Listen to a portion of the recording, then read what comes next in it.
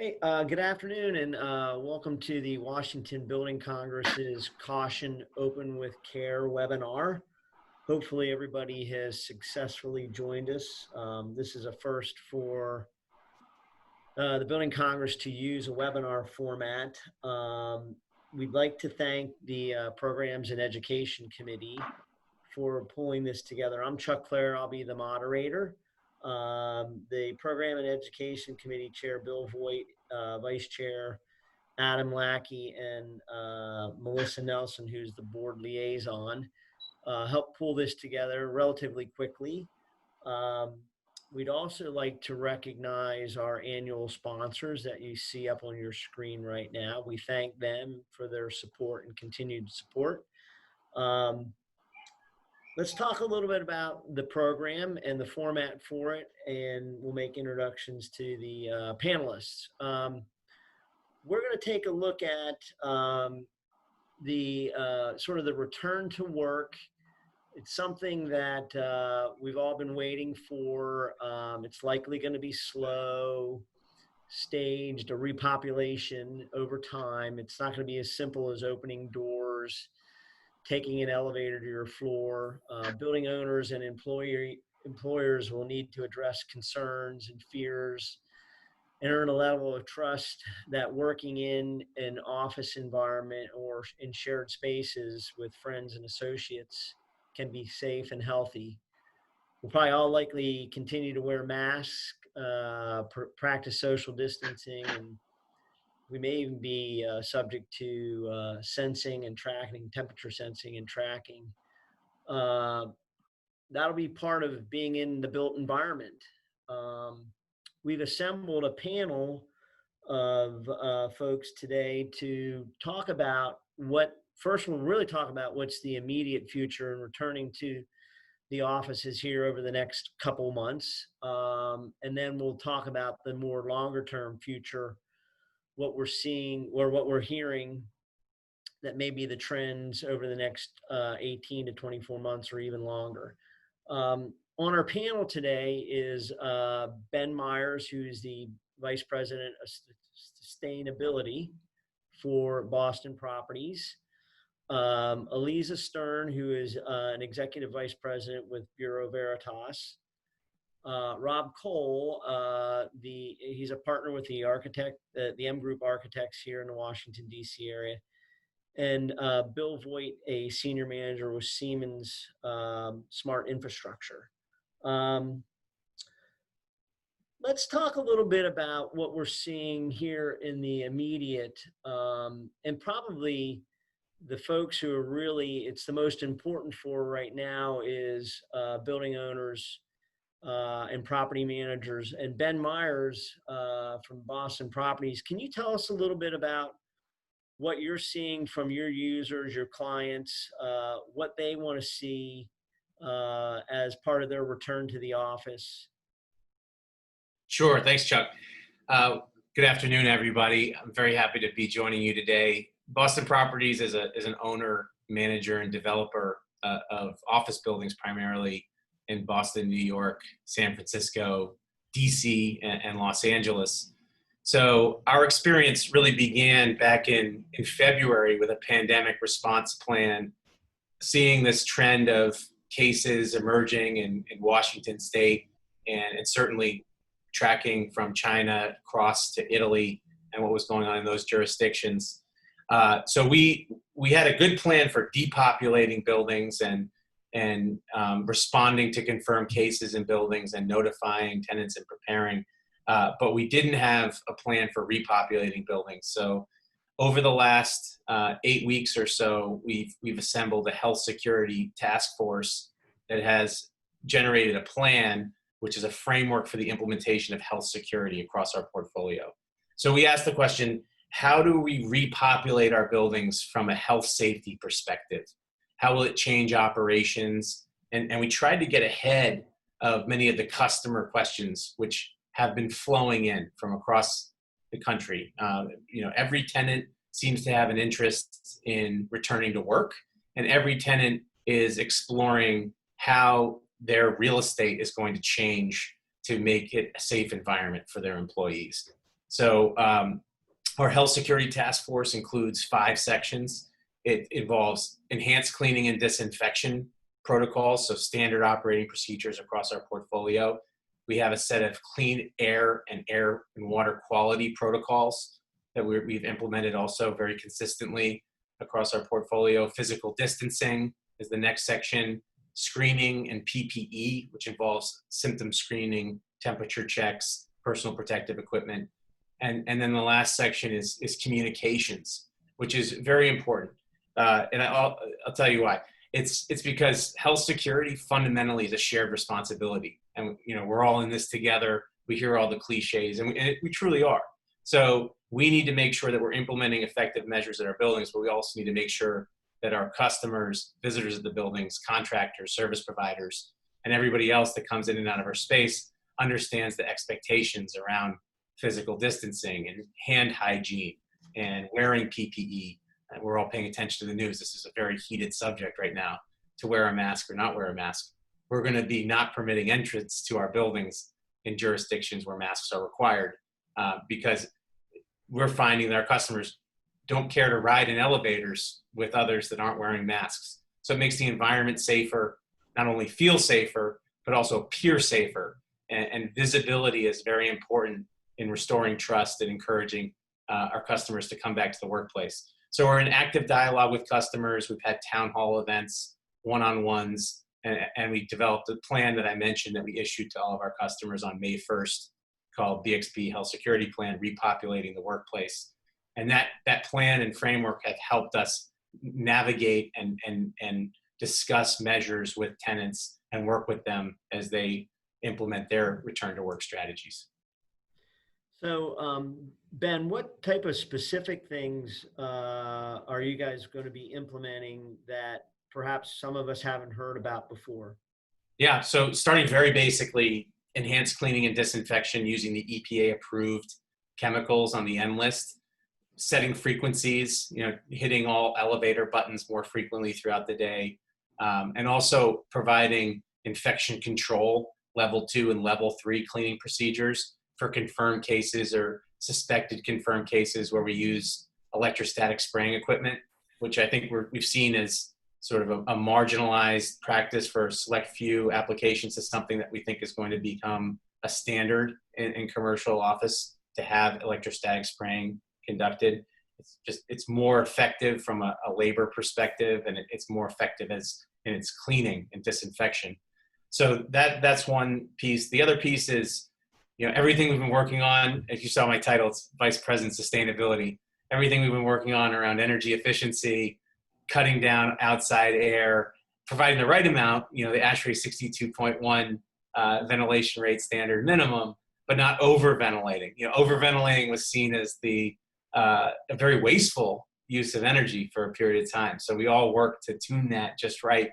Now you see, safety and resilience becoming the priority, not energy efficiency. So we're opening up a lot of our ventilation outside air systems, and we're going to run those systems longer. So we're going to do a 48-hour pre-repopulation air purge, and then we're going to run consistently 2 hours before and 2 hours after standard operating hours to make sure we're getting air changes throughout the building. Other things, limiting elevator cab occupants to, I just saw Boston's announcement today. They're working on a draft. It looks like they may limit to 3. We're trying to minimize, down to 1, but allowing up to 4. We think that's going to be relatively painless through the repopulation. As you mentioned, Chuck, it's going to be quite gradual. So we think there are going to be no queuing or waiting issues, at least for the foreseeable future through the summer and into the fall. And then a lot of hand sanitizer, and in the most extreme case, in very limited applications based on customer demand, we'll be doing some version of temperature checking. So we're rolling that out now at certain loading docks in our portfolio in Boston. We expect that practice will be more common in areas that were hit harder, like New York and some areas of Boston. And we have some customers that really want it. So we're responding to the need and we're going to be providing temperature checks at certain buildings. That's probably the most dramatic procedural change for a customer or employee of ours coming to one of our properties. But it's going to be a very limited rollout.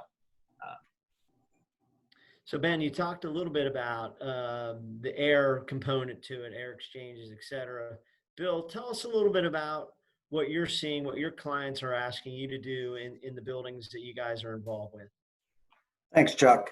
As part of Siemens, we're trying to be the smart infrastructure for a building. We're trying to be the backbone that holds a building together. So very much at the beginning of the pandemic, we saw a lot of requests, of course, for the hospital support to get the COVID response to the hospitals, but a lot of buildings went into how do we somewhat shut down? How do we support our building remote? Building engineers are now wanting to run a building from their house and no longer be in the facility. So the first part was still following what Ben said. It's energy still. Now we're seeing everybody work away from energy, and we're seeing everybody start to ramp up that it's about safety and energy. Of the 10 years of energy programs we've done, we've kind of hit the back burner for a little bit. So we're getting a lot of requests for buildings to go to 24 hours a day. Everybody's looking at fresh air, and Ben was talking about the quantity. So we're doing a lot of research to the older systems had that great thing called a lot of outside air, which didn't match the energy world, but it's now coming to use in a lot of the buildings, so we can bring in a lot more fresh air to the facilities. How can they set themselves up to be the filtration? Does the capacity of the equipment, can it handle more filtration? Does the air handler support it or not? So we're kind of studying a lot of different things, but we've seen building owners really go from, being tight in their control from a dollar perspective to now, how do I get to safety? How do I get enough fresh air to make my tenants feel comfortable to come on back into the building?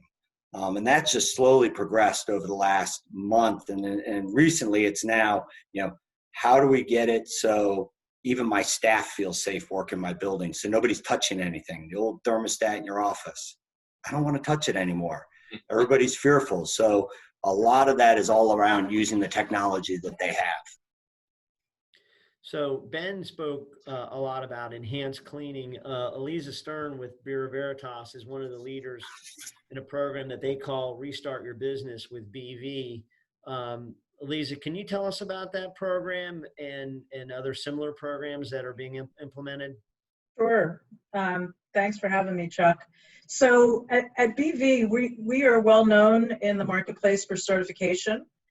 So this new world in the pandemic is unique for all of us. So we sort of sat down as leaders and tried to figure out how we could help businesses, our clients, and other businesses really get back to work using our certification expertise. And we now have a program where we audit buildings, specifically the buildings, to the protocols that our clients have set up. And we have the ability to provide consulting or write protocols. What we're seeing in the marketplace is more and more clients are writing their own protocols where they're engaging experts directly or using experts that they have within their companies to provide protocols, but they want a third party look at those and to get some validation that they've really covered all the bases and covered whether it's CDC or local requirements that are difficult to keep up with. So once those protocols are in place, we have the ability to audit properties to make sure that those protocols are being followed. And that's really the key to provide confidence both to employees that work in the building and suppliers that come to the building and customers that come to the building. And we have at Bureau Veritas, through our certification division, the ability to provide a label that's really recognized globally now for hygiene excellence. And it really attacks both the hygiene and disinfection that Ben was talking about, as well as the social distancing, because all of those things are required. And it gives the confidence to, again, employees, suppliers, and customers that they can see that higher level of attention has been given, not just writing protocols. And we've all seen companies across the United States and globally come out that they have a new protocol that they're using, but the next step is how do you implement that at the properties and know that it's being implemented consistently. So you're talking about something very similar to a lead certification. Is there any thought of combining that with a lead certification too? It's an interesting question. We've had some dialogue around whether we would want to establish different levels of compliance, but it's tricky because this is so custom. Every company has a different thought in terms of how they should create these protocols. The CDC says ABC. We want to add XYZ to that, and so it's hard to have a standard protocol across the board. We're nowhere near that in our world today, and maybe months down the road we'll get to that. But because those protocols are so customized, it's difficult to establish those different levels at this stage. So you're almost in a collaborative phase with your clients right now. Absolutely, absolutely, and I know you mentioned it in your opener. We have clients tell us every day that as hard as it was to shut buildings down when they had to do that for the pandemic, turning them back on is even more complicated, as we all know, and they have to do it more quickly now. People are being told June 1st we're opening, or whatever the date is for their specific location and business type. So folks are in a rush to figure this out and figure out how to get people back into the buildings in a safe way, and encourage them to come with confidence. Thank you. Hey, so Rob Cole is a partner with the M Group Architects. They have both national and local clients, large and small, KPMG, Rolls-Royce. I'm not even sure who your smaller clients are, but Rob, what have your clients been asking you to do here as part of returning the near-term return to the workforce? Yeah, so we've been working with a number of clients on the short-term approach. The thought is mostly on sort of quick fix, easily implemented solutions. Those include simply adjusting protocols or creating protocols for hygiene, entry, occupancy, cleaning and disinfecting, having those protocols in place, but then also possibly implementing signage that kind of conveys the protocols, makes it easy for people to have reminders, indicates flow and travel throughout the office, maybe in a different way than before. Signage that might indicate, limited occupancy in conference rooms. What was maybe a 12 or 15 person room is now a 6 or 4 person room for the short term. And overall, it's mostly a study of limiting density in both the office space and the meeting areas.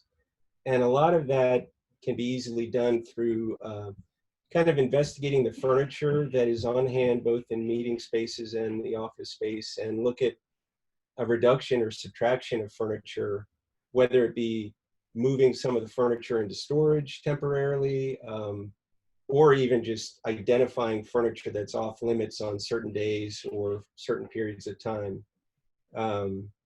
Another thing offices are looking at in a limited way is incorporating touchless technology or scenarios for faucets, entry, etc. Just trying to limit the amount of surfaces that people need to touch. That goes right down to workstations. One of the things that is being implemented is physically limiting what you have at your workstation so it's much easier to clean. I think the days of somebody decorating their space with, with 50 items and, all their college stuff, that's going to go away, at least for the short term, and probably for the longer term as well, or at least a reduced scenario like that. Other things that are being done that are easily implemented is incorporating sanitization stations around the office, coupled with more trash locations, so that it's easy to sanitize and then get rid of trash without having to walk somewhere or put it somewhere and pick it up and take it somewhere later. And another thing that's not thought about that much, people are teleworking a lot, but some of the companies we're working with are looking to supplement the home office to really make it a more robust workspace. I think when a lot of people went home and started working from home, it was sort of a free-for-all. and you sort of set up with whatever you could as best you could. But companies are starting to think about that. If my employees are going to be working from home for a longer period, or maybe 3 or 4 days a week, we need to really think about what they have at home and what can we do in minimal ways to improve that, whether it's providing some supplement for sit-to-stand stations or chairs. Chairs have been a big discussion with some of the clients, being sure that their employees have a comfortable and ergonomic setup at their home office. One thing I would add, that the number one thing we hear is that when we bring employees back, we want them to feel comfortable and safe in coming back. That's the hardest thing to kind of get over, that hump of creating a comfort level coming back to the office. And I think the certification that was just discussed, or the process of a certification to a certain level, just knowing that a building has implemented, air changes, maybe water cleaning, they've implemented filters and a new hygiene / cleaning disinfectant scenario or protocol. Just having a certification to know that that building has met some minimal level gives a comfort, I think, to a lot of tenants coming back into the building, and gives the tenants something they can show their employees about the building, or some verification that, this has been done. Very good. So now I know you guys, the M Group has an internal task force looking at this. What are you guys seeing as potential trends for the future? Let's look out 6, 12, 18 months into the future.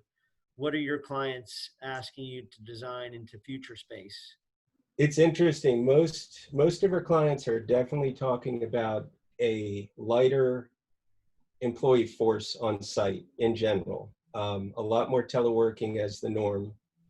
And a lot of clients are really starting to look at the office space as a reinvented office, and it's more of a meeting and collaboration hub, where you might do some of your personal work at home, but you come into the office to collaborate, meet with clients, present, and maybe go back home again and work for a few days. And it's kind of a hub that you can come into, interact, do what you need to do, and maybe return home for a few days and then repeat the next week. I think that is probably the largest overall trend, which would require offices to be a lot more flexible and have a lot more flexibility with meeting spaces, different types of meeting spaces that can incorporate web meetings very easily, and connectivity that is super easy, taking technology to a different level. And one of the things we're hearing too, people like meeting in open areas, instead of being in an enclosed room, can we have more open meeting, we had collaboration spaces before, but I think what you're going to see is that people want to actually meet and discuss in larger areas of open space where they feel more comfortable and there's good airflow, and they can bring in the outside worker into that environment very easily. There's also some discussion of just future technology. Some of our companies are getting with their AV vendors, seeing how they can digitally communicate better. What type of voice technologies are out there? Maybe we don't need as many wires anymore to set up and communicate with our TVs. How do we do that easier? What types of infrastructure do we need to make that easier? And what types of furniture? Are we talking about, if it's an existing tenant in place, are they talking about maybe scrapping half of their furniture and bringing in a different type of furniture and opening spaces up for these meeting collaboration areas? I really think that the office of the future, a lot of that office is going to be a hub with super flexibility that can do multiple things for multiple people in multiple environments, which is a difficult thing, but it's kind of exciting in a way too. And the way I try and look at this is to gain inspiration from what's going on, and not just change for change's sake, but how do we make things better, and maybe how do we rethink working in a different way that in the end might be inspiring and better for everybody. So you're talking about rethinking the office, and for many years the standard was sort of 250 square feet per person. It probably shrunk down to more like 125. The big question for building owners like Ben Myers is, what are we looking at in the future? And that's a question for Rob, but. Well, I definitely think it's less people on site, but more square footage per person for sure. I think the key question is how much square footage is that? What is that calculation? And I think that there's still a social experiment kind of developing and going on that's going to determine that, but it's definitely going to be a larger footprint per person. So Ben, you guys as an owner, and probably a lot of your buildings spent a lot of money on amenity spaces over the past 5 or 10 years. That seems like maybe that's not going to be the thing to have to do today. But so what are your clients, your tenants asking for you guys to do to change in the building, either existing buildings, or what are you doing on the fly for projects like that you have going on in Reston? Well, right now, I think we're very much staying the course, but we're having conversations with designers like Gensler about what we can be doing to expedite adoption of touchless technologies. I think this gives a huge boost to a destination dispatch, where you had $2-3 million premiums associated with converting systems, even higher in some cases. Now those projects are much more appealing because of the touchless experience and the demand for touchless. I think you're just going to see more conversations, and we are seeing more interest from customers on the Fitwell rating system, as well as the well building rating system. We talked about frameworks and verification. I think that matters. We've been a very strong adopter of LEED, and we have about 26 million square feet that's LEED certified, and over 95% of that is certified at the highest gold and platinum levels. A lot of the ingenuity that went into LEED projects is paying off now. So I think we talked about ingenuity a little bit and how we're going to be clever with our solutions going forward. UVC lighting, I think, is on the table. There's a lot of discussion about germicidal lighting and the role it may play.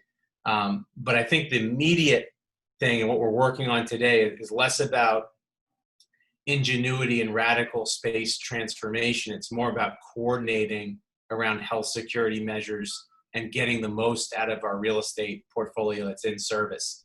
And the buildings that we've built that are dedicated outside air handling systems, or have known ventilation rates, that some buildings owners haven't bothered to understand whether floors are getting a certain amount of flow from the outside air systems.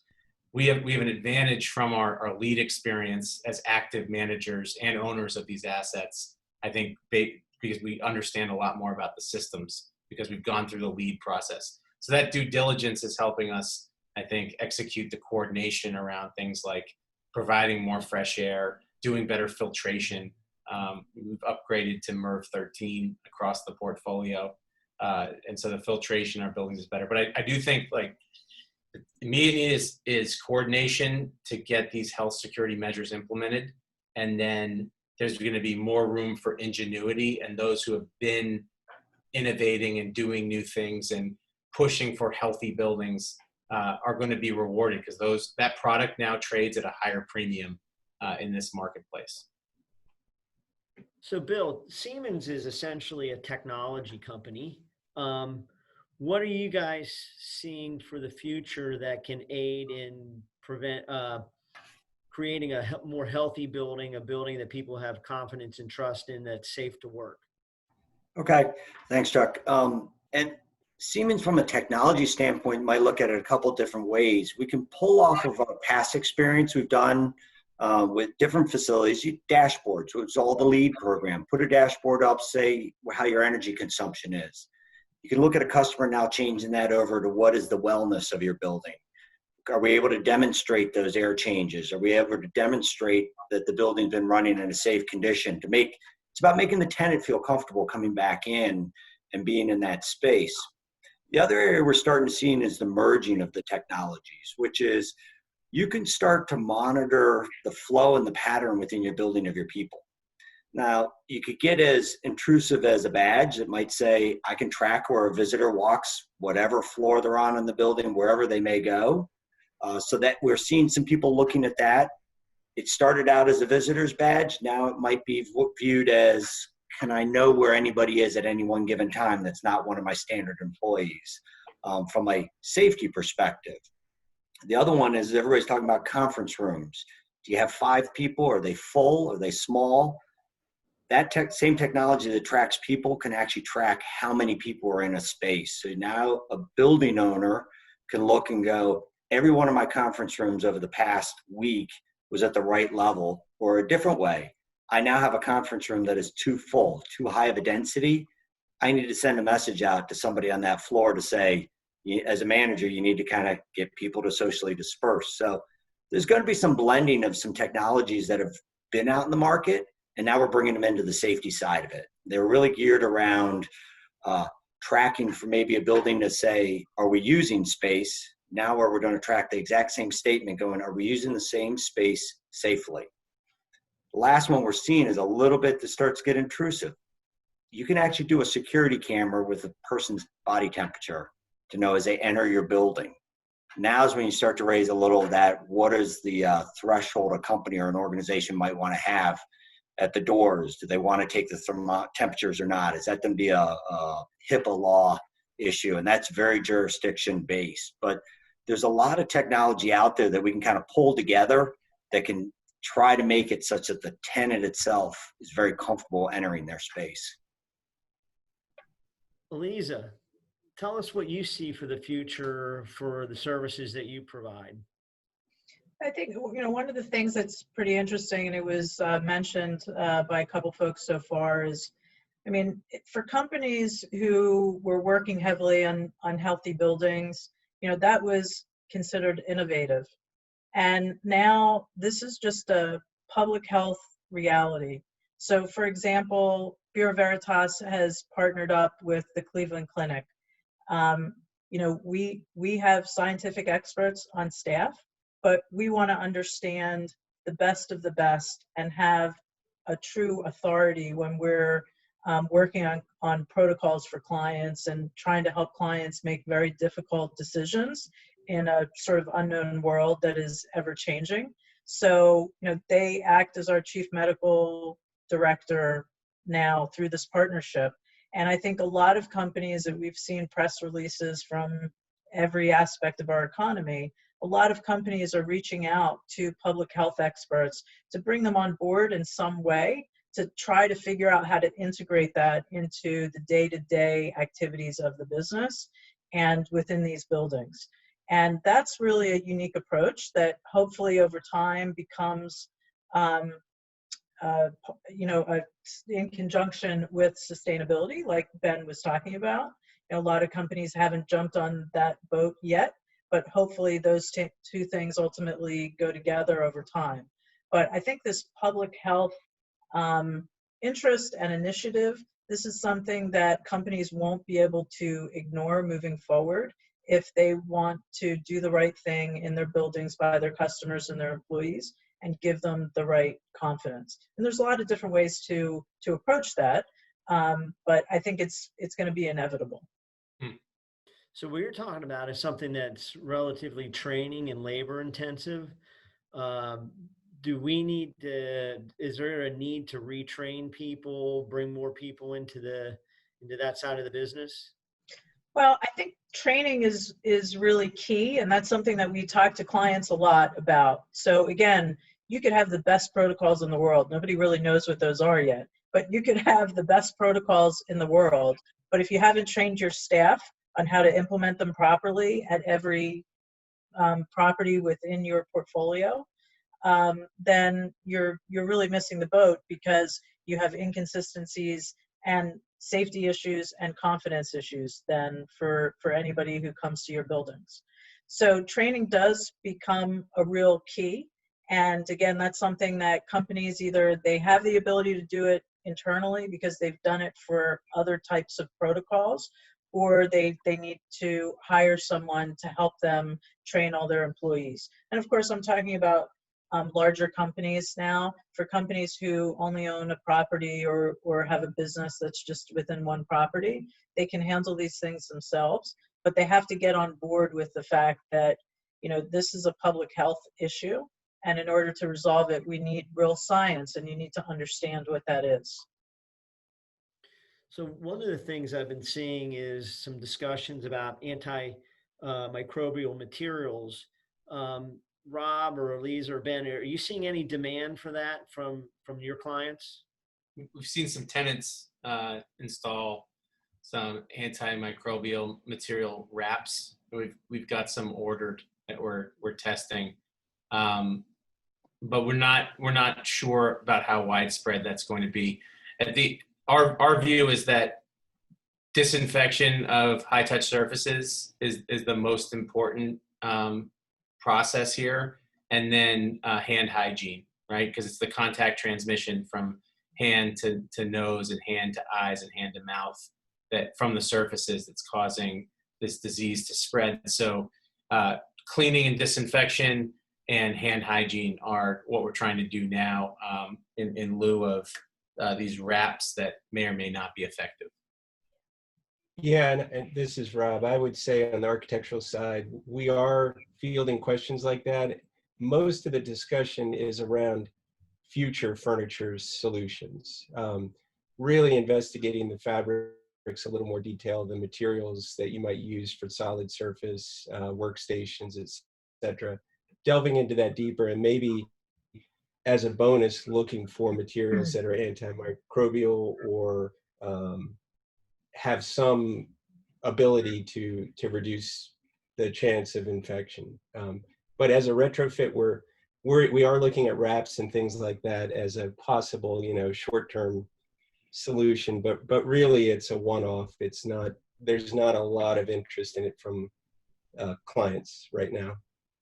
If I can just jump in real quick, one of the things, not so much antimicrobial fabrics, but we are getting more and more requests for swab testing. Again, getting back to the science of things and what the future holds, really to test those high touch areas, even as sampling, to make sure that whatever protocols and cleaning supplies are being used, that they're being used properly, and that it's effective. Again, getting back to the science, that is an easy test to do, to figure out if the cleaning crews, whether they're internal or, you know, hired out, are doing what they need to do. Back to air quality a little bit. I've seen some stuff about UV lighting in docks and ionization. Ben or Bill, are you guys familiar with that at all? And are you seeing any of that? Yeah, so we're looking at all of the above. Ionization has been discouraged by our hygienist we have on our team because the byproducts they're toxic, often toxic. So, but UV lighting, we're not exactly clear on the efficacy in air handling units, but we are seeing some activity in that space, and we are also equipping some of our engineers with UV wands to clean equipment and controls. So it's like a handheld wand. There's also some interesting applications that I've seen in China of UV light fixtures in bathrooms, which I think could be a very interesting application of UV lighting, particularly given some of the recent research on aerosols and the disease transmission through aerosols. So thinking through UV is definitely part of our ongoing work, and I believe, you know, what I'm seeing is mostly good on UV so far, except, you know, in air handling units where the air is moving so quickly past these lights, they may or may not be effective. There's some questions on whether or not they're doing anything. So I think we're trying to figure this out on the fly, and I think we're like a lot of others, we're looking for standards and best practices, relying on guidance from CDC and public health officials, and trying to be as clever as possible, but also trying to ground everything in science. And there's going to be a lot of snake oil. There's going to be a lot of products that simply don't deliver, but are purely health theater. And so we're trying not to get caught up in the health wash. We're all familiar with greenwash. There's going to be health wash as well. Yeah, I'm going to kind of echo what Ben said on some of the different areas. There is, we are seeing requests for it, but you have to think of what you're trying to keep clean. Is it the air coming in from the outside world into the building, or is it really what's recirculating through the building? UV lights have been in air handling equipment in the past, very much probably geared towards the Legionella, the water condensation sitting in an air handler pan. So you're more worried about the water and the droplet pickup there than you are picking up the pure 100,000 CFM of air coming across an air handler. So we actually saw a project just recently that somebody put it in every single diffuser throughout the entire building, which seemed a lot. But again, it's trying to clean, or the thought is clean the air entering the space, which has got a lot of return air. So it's different aspects on it.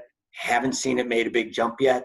But yes, there's been chatter out there of, is it working and does it bring any solutions to the table? A lot of chatter. Yep, a lot of chatter. Yeah, so we've seen, we've had clients come to us for advice where they want to spend a lot of money on some new technologies. And, they get an honest opinion from us in terms of what the scientists are saying about those technologies. And what's really interesting is that some companies are spending big money on unproven technologies, big dollars. But it's part of what's happening right now in the market is a little bit perception versus reality. And you can tell the world that you're using a specific chemical or a specific new technology. And, a lot of the world can buy that now, but it is not actually creating safety in the building. And that's part of our role as a third party. We don't promote any specific technology or brand for that matter, but we are here to help our clients understand the science and try to land on best practices for their business. And that's a tough thing in this environment. Yeah, I mean, I hate to ask the question, but maybe I will. How do we prove that these technologies work? Like, what are the performance outcomes and the KPIs we're gonna look for? Right. I mean, it seems to me like that's the holy grail. Is it, everyone returns, no one gets sick, all good? We did it well. Is it something else? It's a good question. Well, it's a very good question, and the answer is going to continue to evolve. Yeah. Because the science, the information that we have is going to continue to evolve, and what we know now and what we know potentially 2 weeks from now or 6 months from now is really going to be different. And that's also going to potentially change what a KPI could look like. Yeah. It's all about creating trust for those people who are coming back to the buildings. So I have one more question, but a reminder that we do have a few minutes here at the end for a question and answer session. And I see we have one question there, so feel free to chime in. I think there's a tab below where you can ask a question. So a little bit of a tough question to answer, but what does the panel hear when people are going to start returning to the built environment? So I'll go first. What we're hearing is that Silicon Valley tech tenants are probably not coming back till September at the earliest, if not the beginning of 2021.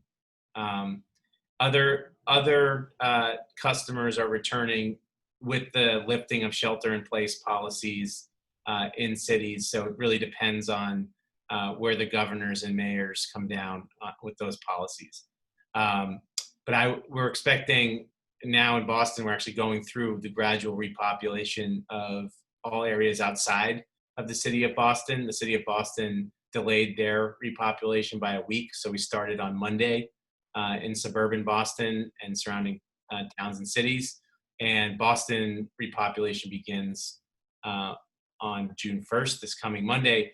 We're expecting a very gradual repopulation, like everybody else, with skeleton crews, IT, essential employees, probably I mean, I hate to speculate, but it's going to be low. It's going to be, I think Mayor Marty Walsh is expecting it won't exceed 25% of the workforce. So I'll use Mayor Marty Walsh's number to put out my own. And that's probably within the realm of reality, 25%. But I think we'd be doing well if we get 25% coming back in June in the city of Boston. Yeah, I think I would reiterate that almost exactly. Some of the clients we're talking to, the larger ones, are really looking September and beyond for sort of coming back. And they're still sort of evaluating the information as it changes and grows. Some of the smaller clients that have more of a need to have some people in the office have talked about doing it sooner, but in a much more gradual way. And some of the companies are leaving it up to individuals who are comfortable coming back and not forcing anybody up initially, but kind of who wants to come back. And there are people who want to come back and for different reasons. They want to be in the office, or it's easier for them to work in the office. But it's definitely probably in that 20-25% maybe initially, and maybe it grows a little from there or staggers. You know, I've had some companies that have talked about people coming back for 4 days, 5 days, and then taking the next week off, and another group comes in, staggering that way, and kind of, and maybe reevaluating in 6 or 8 weeks, and, you know, ramping up from there once they sort of, everybody seems to want to see what other people are doing and how the process is going. That's one of the keys. They want feedback. Yeah, I think the other key is summer camps are canceled and people don't have childcare.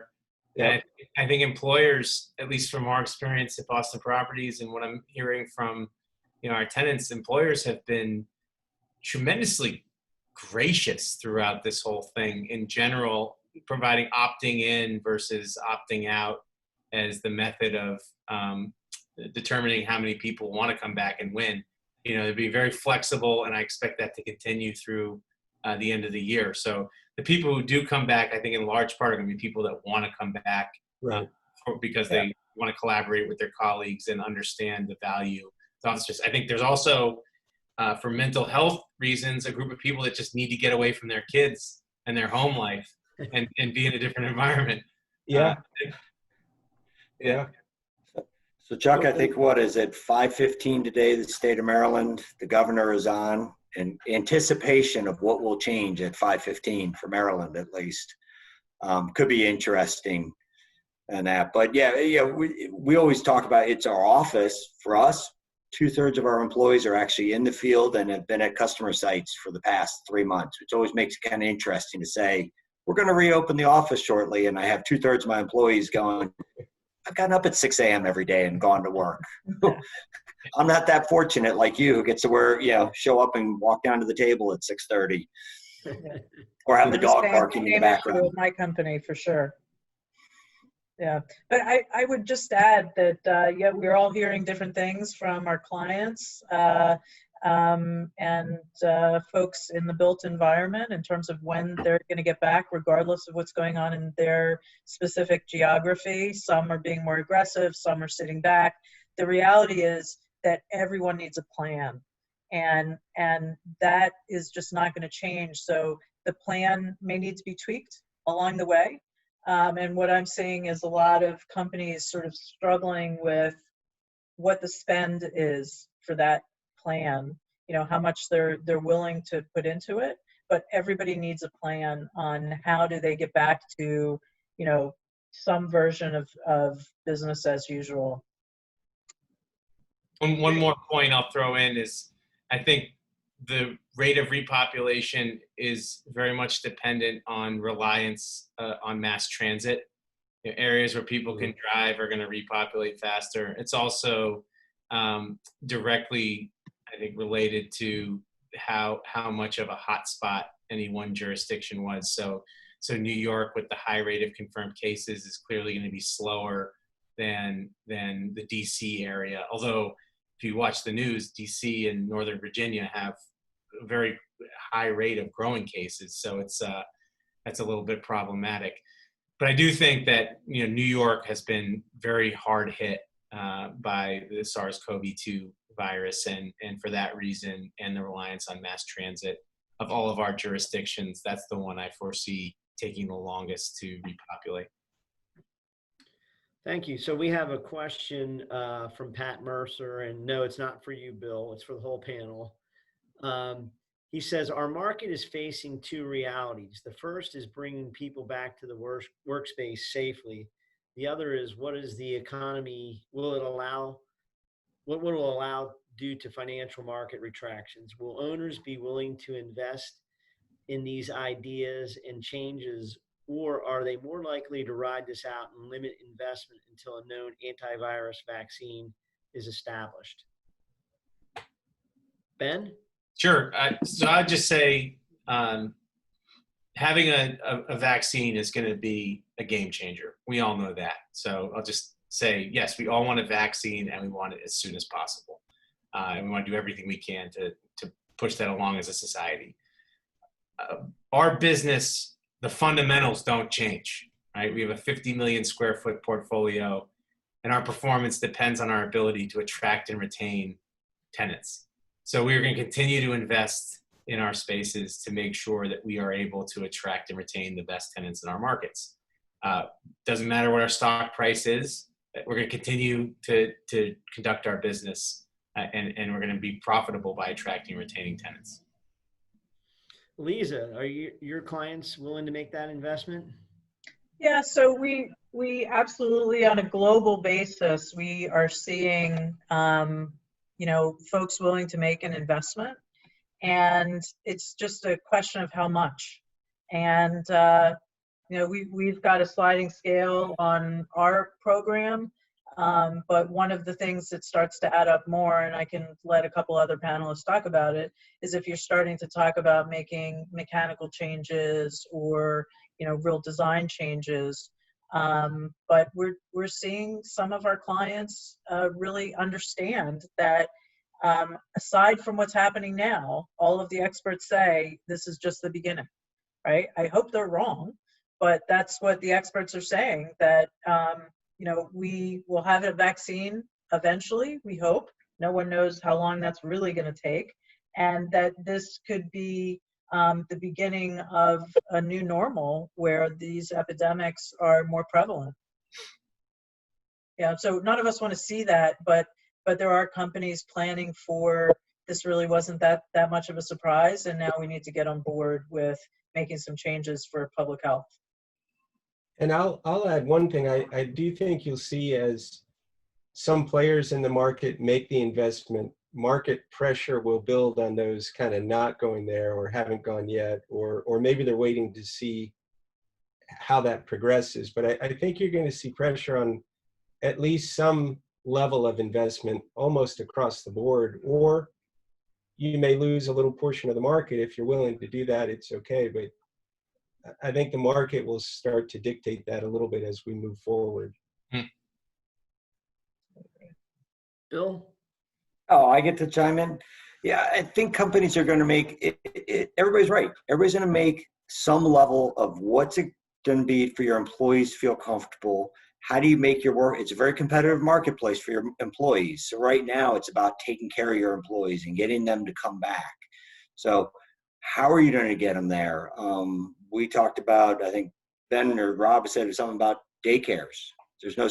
What's the daycare going to be like to get your employees back in the door? Those are some of those weird intangibles. The investment might not be capital as much as it could be just different HR items that they have to do for their employees to bring them back in to supplement. So I think companies now, we're all figuring out how to work from home. Everybody on this call is sitting at home probably, by the backgrounds we all are, that we're learning to work different and we're learning to collaborate different. And how do we get back to that new normal of working back in the office together? And I think companies are making that investment, whether it's pure capital spend or whether it's going to be I term it the HR spend of different intangibles for their employees. So. Well, I'd like to thank our panel, Eliza, Rob, Bill, Ben, for your time and your thoughts and efforts here. We have no other questions at this time, so hopefully we've been able to bring some value to our attendees. And we've all learned a little bit from today. Thanks again. Thank Sure. you. Thank you. Thank you. Guys. Bye-bye. Yeah. Bye now. Bye-bye. Take care.